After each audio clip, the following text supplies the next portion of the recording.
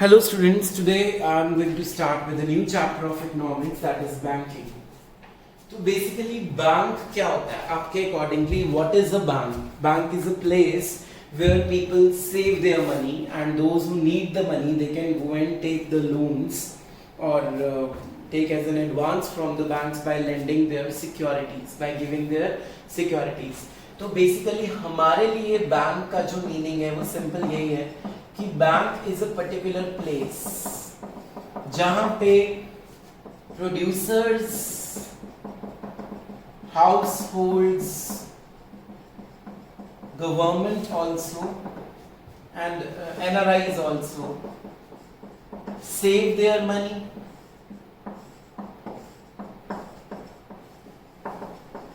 और जिनको लोन्स चाहिए दे टेक्स लोन्स एट इंटरेस्ट. पे करना पड़ेगा आपको इंटरेस्ट और आपको जो है लोन मिल जाएगा by giving you your securities to it. So bank is an institution. Basically bank क्या है? Bank is an institution. Now which type of institution it is? It is a financial institution. कौन सा institute होता है ये? Financial, which deals with money.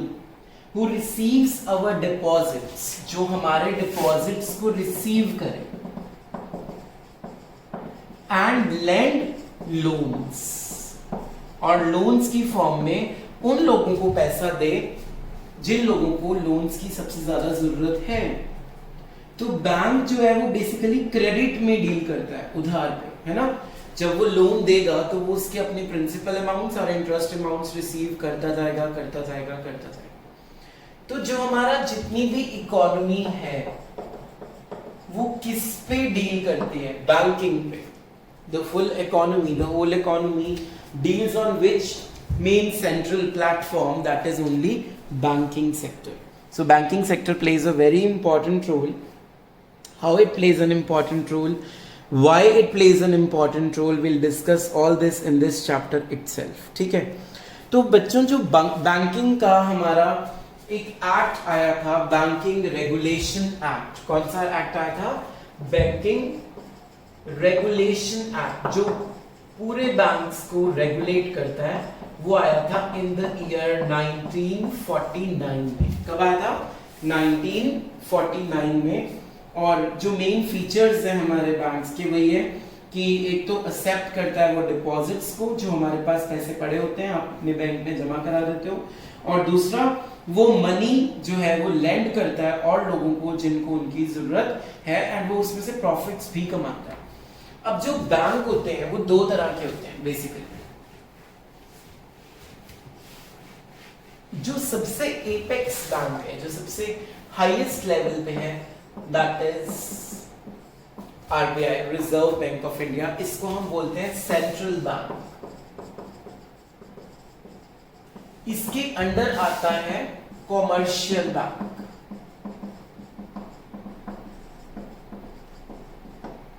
मतलब in short he is the father and commercial bank is a son, daughter और children of RBI, that is Reserve Bank of India. Customers के साथ central bank deal करता है. Customers अपना पैसा central bank में जमा कराते हैं. कॉमर्शियल बैंक्स अपना पैसा RBI को जमा कराता है, जो हम डिटेल में इस चैप्टर में पढ़ेंगे. It's very interesting chapter. ठीक है. अब जो कॉमर्शियल बैंक है, हम पहले इसकी बात करेंगे, इसके ऊपर हम बाद में आएंगे अपनी अगली क्लास में.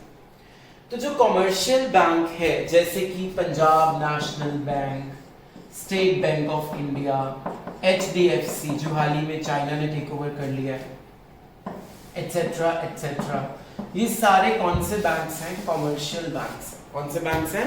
कॉमर्शियल बैंक्स हैं. तो ये सारे जो हैं हमारे डिपॉजिट्स, कस्टमर्स के डिपॉजिट्स अपने पास लेके प्रोड्यूसर्स को लोन्स दे देते हैं जिनको लोन चाहिए. ठीक है.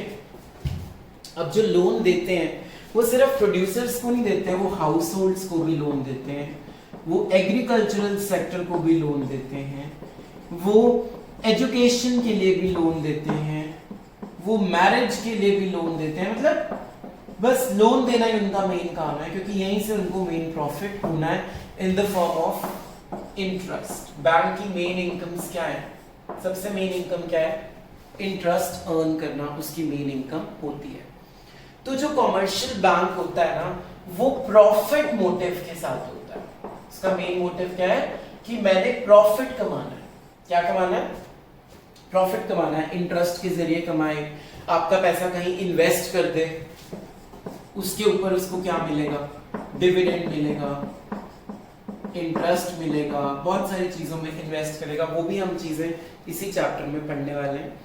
तो आज की जो पहली क्लास है मेरी बैंक्स की, वो सिर्फ एक इंट्रोडक्टरी क्लास है, ठीक है।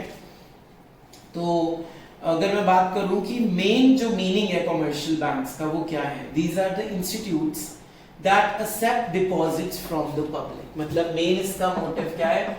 Accepting deposits. इसका फीचर भी आप कह सकते हो कि जो डिपॉजिट्स हमारे घरों में पड़े होते हैं in the form of cash, currency, coins, notes, हम लोग वो बैंक में जमा करा देते हैं। तो it is accepting deposits and advancing loans to the public, that is loans offer करना डिफरेंट सेक्टर्स को। तो सेकंड इसका फीचर क्या होगा? Advancing loans with the main aim to earn profits.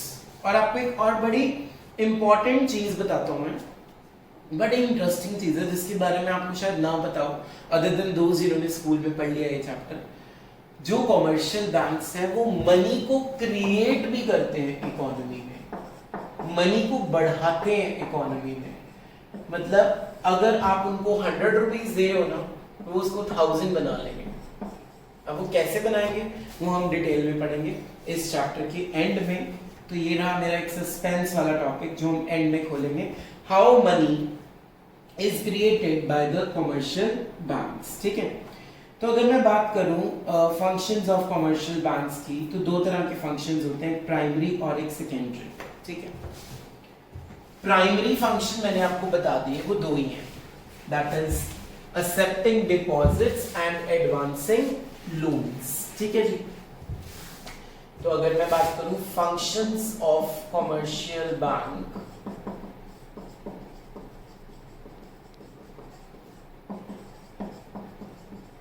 तो दो फंक्शंस कौन से मैंने बताए हैं आपको? Accepting deposits and advancing loans with the main aim of making profit and increasing the money। increasing the money का मतलब ये नहीं है कि मनी को फैलाना है, इसका मतलब है 100 रुपीज से हम 1000 रुपीज बना देंगे उसको, इतना प्रॉफिट कमाएंगे, ठीक है। अब जो बैंक्स होता है जब वो डिपॉजिट एक्सेप्ट करता है ना, वो 4 तरह के डिपॉजिट्स होते हैं। सबसे पहला करंट अकाउंट, दूसरा सेविंग अकाउंट, तीसरा रेकरिंग डिपॉजिट और चौथा होता है फिक्स्ड डिपॉजिट।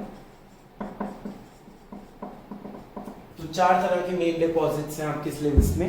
पहला करंट अकाउंट डिपॉजिट। जो करंट अकाउंट डिपॉजिट होता है ना, basically this deposit is used by the businessman। कौन यूज करता है करंट अकाउंट को? बिजनेसमैन, टाइकून्स, एंटरप्रेन्योर्स, क्योंकि करोड़ों रुपया इन्होंने रोज डालना है और रोज निकालना है, तो इस पे इंटरेस्ट नहीं मिलता, बैंक इस पे इंटरेस्ट पे नहीं करेगा, क्योंकि आप विड्रॉ और डिपॉजिट बहुत फ्रीक्वेंटली करते हो इसमें।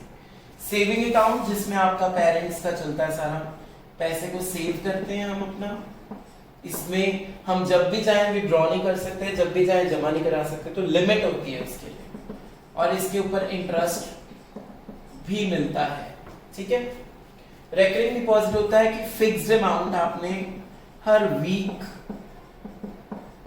हर मंथ या हर साल करवाना ही करवाना है, और इस पे जो इंटरेस्ट है वो भी आपको मिलेगा।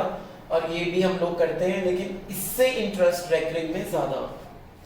फिक्स्ड डिपॉजिट होता है कि आपने एक बार पैसा जमा करा दिया, deposited once but you can not withdraw before an year और 2 और 3 और 4 और 5 years। 5 साल 15 साल तक आप उसको निकलवा नहीं सकते हो, तो फिर फायदा क्या हुआ, हमारा पैसा जमा हो रहा है। सबसे ज्यादा इंटरेस्ट जो है वो फिक्स्ड डिपॉजिट के ऊपर ही मिलता है। तो ये समझ आ गया आप लोगों को। तो अब जो लोन्स भी देते हैं हम, वो लोन्स की भी कैटेगरी है। सेकेंड वाले की बात करेंगे अब हम, एडवांसिंग लोन्स। तो एडवांसिंग लोन्स में हम आ जाते हैं। सबसे पहले हम बात करेंगे कैश क्रेडिट की। कैश क्रेडिट क्या होता है? कैश क्रेडिट जो होता है, इसकी कोई मैच्योरिटी डेट फिक्स नहीं होती और एक क्रेडिट लिमिट होती है, जैसे क्रेडिट कार्ड्स हो गए कि आप अपना खर्चा कर लो, उस कार्ड बनवा के आप उस पर खर्चा कर सकते हो अपना जितना मर्जी। आपको हर महीने कुछ इंस्टॉलमेंट देनी पड़ेगी और वो आपकी उसमें से लोन में से कटती जाएगी, ठीक है। इस पे इंटरेस्ट भी चार्ज करता है। Second, short term loans. Short term loans it can be 1 year 2 years 3 years, ठीक है। शॉर्ट टर्म लोन्स भी चलते रहते हैं। तो जो भी हाउस होल्ड्स हैं, जो भी पर्सनल लोन्स लेते हैं, वो शॉर्ट टर्म लोन्स में बिलीव करते हैं। जैसे आपने सपोज किसी की मैरिज आ गई, 5 साल के लिए लोन लेना है, 2 साल के लिए लेना है, 1 साल के लिए लेना है, EMI जो आप खरीदते हो वगैरह वगैरह चीजें उसके ऊपर। सिमिलरली लॉन्ग टर्म लोन्स भी होते हैं। लॉन्ग टर्म लोन्स क्या होते हैं? 15 साल 20 साल आपने घर बनाना है, तो उसके लिए आपका जो लोन चलेगा वो ये सब होगा। तो ये थे प्राइमरी फंक्शंस, 2 तरह के, that is accepting deposits and advancing loans. तो जो मेरा अगला टॉपिक है that is secondary functions. Secondary functions of commercial banks.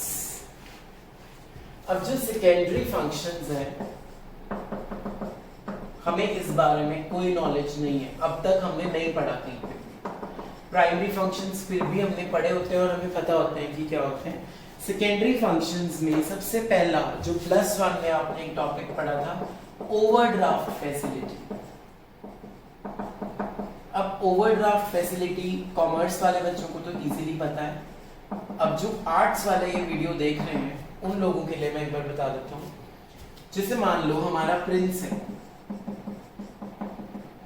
हमारी क्लास में है प्रिंस, उसके बैंक अकाउंट में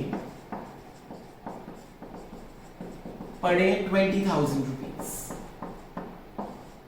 शॉक्ड कि कैसे पड़े इतने? कुणाल ने डाले थे। तो अब ये भाई साहब बैंक गए और निकलवा लाए 25,000 रुपीज। मतलब 5,000 का उन्होंने बैंक से क्या ले लिया? शॉर्ट टर्म लोन, जिसको हम बोलेंगे ओवरड्राफ्ट, मतलब over withdraw of money. Overdraft का मतलब क्या होता है? Over withdraw of money from our bank account. तो बैंक उससे क्या चार्ज करेगा? अब उस पे इंटरेस्ट चार्ज करेगा। तो इसको बोलते हैं ओवरड्राफ्ट। क्या बोलते हैं? ओवरड्राफ्ट। सेकंड जो हम इसमें पढ़ने जा रहे हैं, second function, that is overdraft facility, sorry, discounting bills of exchange. Discounting the bill of exchange. ये भी +1 में आपने अकाउंट्स में पढ़ा हुआ है, बट मेरे साथ आर्ट्स वाले स्टूडेंट्स भी काफी जुड़े हैं इस साल, तो I have to tell them in detail what is a bill of exchange. Let's take an example.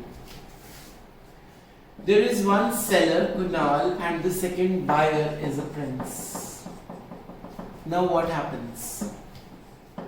Kunal is a shopkeeper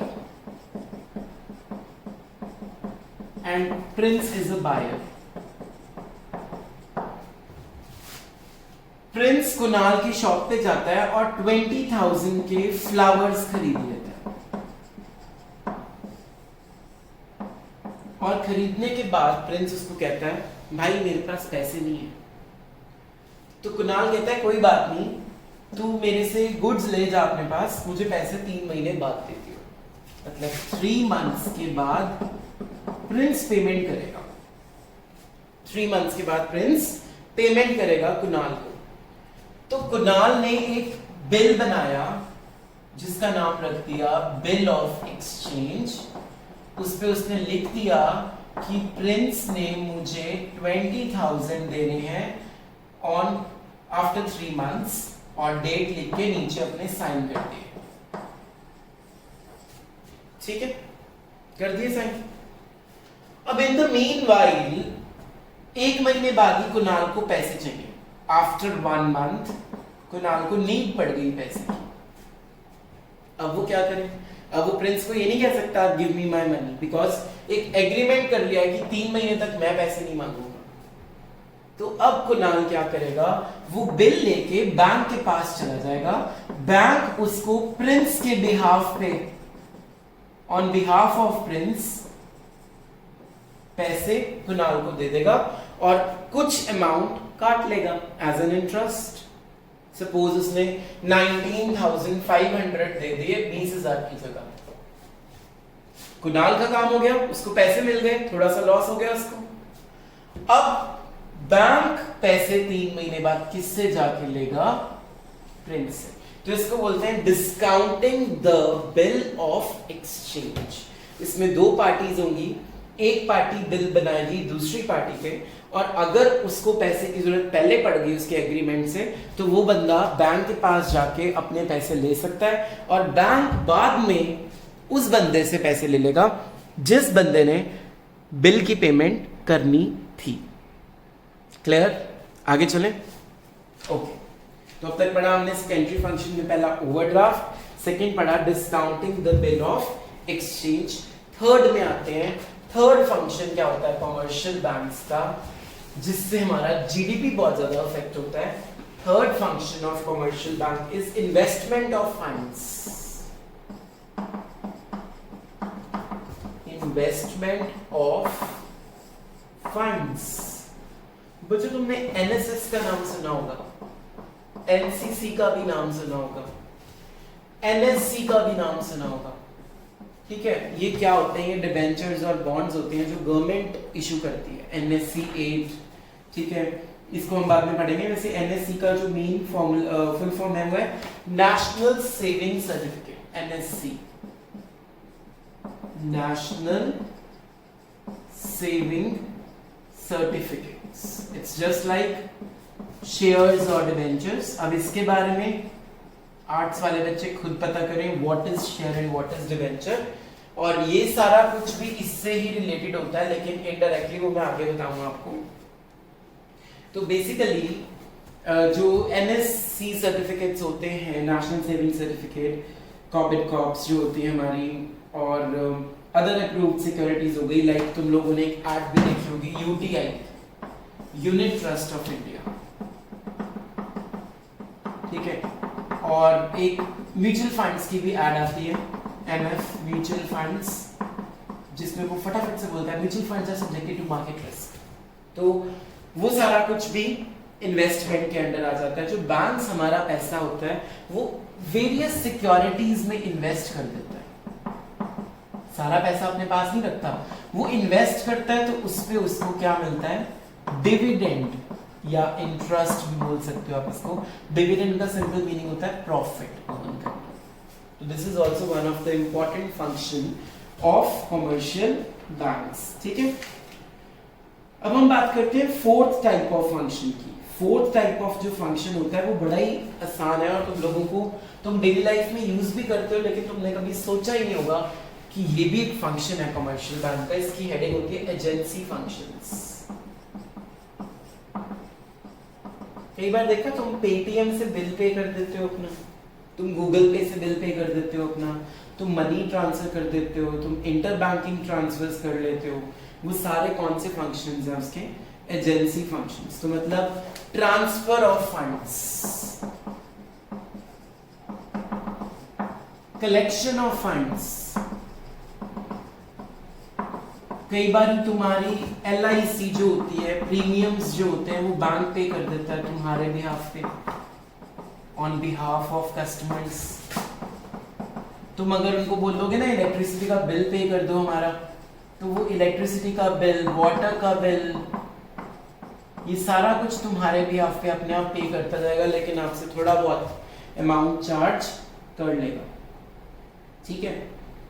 तुम्हारी विल्स बना सकता है, तुम्हारी विल्स को सिक्योर करके रख सकता है। तुमने लोन लिया, अपनी प्रॉपर्टी की डीड उनको दे दी, एग्रीमेंट, वो अपना एक्ट करता है एज एन एजेंट, अपने पास रखता है। तुम लोगों ने किसी कंपनी में सपोज आरसीजेड में शेयर्स ले रखे हैं, उस पे जो डिविडेंड होगा वो बैंक डायरेक्टली आरसीजेड से कलेक्ट करके तुम्हारे अकाउंट में डाल देगा। तो ये सारे कौन से फंक्शंस हो गए? एजेंसी फंक्शंस हो गए, ठीक है। लास्ट फंक्शन में आ जाएगा मिसलेनियस फंक्शंस। मिसलेनियस फंक्शंस में हम अगर बात करेंगे तो जो बचे कुछ फंक्शंस हैं उसकी बात कर रहे हैं। मिसलेनियस फंक्शंस में जैसे कि लॉकर फैसिलिटी प्रोवाइड करना। लॉकर फैसिलिटी पता क्या होता है? जिसमें आप अपनी गोल्ड की ज्वेलरी, डायमंड्स की ज्वेलरी या कुछ भी important pages, important paper work जो आप घर पे नहीं संभाल सकते वो आप कर सकते हो, ठीक है, रख सकते हो, सेफ कस्टडी में लेगी आपको। सिमिलरली ट्रैवलर्स चेक, अगर आपने कहीं ट्रैवल करना है तो आप चेक्स लेके जा सकते हो, आप फॉरेन करेंसी में कन्वर्ट करवा सकते हो आरबीआई के किसी भी ब्रांच से, और कमर्शियल बैंक्स ने भी आजकल स्टार्ट कर दिया है काम, ठीक है। तो ये सारे हो गए हमारे मिसलेनियस फंक्शंस। और भी अगर कोई फंक्शन बचता है जैसे अंडरराइटिंग, अंडरराइटिंग क्या होता है वो मैं आपको बताऊंगा अकाउंट्स की क्लास में। That is also one of the miscellaneous function, underwriting. Arts वाले बच्चों के लिए this is a homework, you will tell me what is underwriting, ठीक है। तो आज हमने पढ़ा क्या है बेसिकली?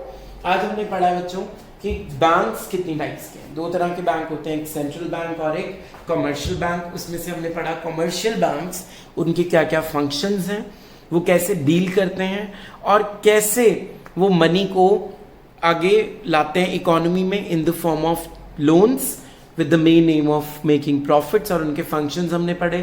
पहला जो था प्राइमरी फंक्शंस थे, फिर सेकेंडरी फंक्शंस थे। सेकेंडरी फंक्शंस की आगे टाइप्स थी, एजेंसी फंक्शंस हो गए, ओवरड्राफ्ट हो गया, discounting the bill of exchange हो गया, and miscellaneous functions. Thank you for listening to me.